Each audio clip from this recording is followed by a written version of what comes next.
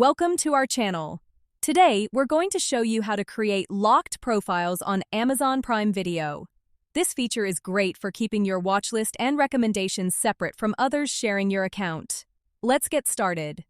First, open the Amazon Prime Video app on your device. Once you're logged in, go to the account settings. Look for the option to add a new profile. Click on that, and then select the option to create a locked profile. This ensures that only you can access this profile with a PIN code. Next, choose a name for the locked profile. You can use your name or any preferred identifier. After naming the profile, set up a unique PIN code that you'll need to enter each time you switch to this locked profile. Make sure it's something secure and easy for you to remember. Now that your locked profile is set up, you can start customizing it. Add your favorite genres, movies, and TV shows to personalize your watch list. This way, your recommendations will be tailored.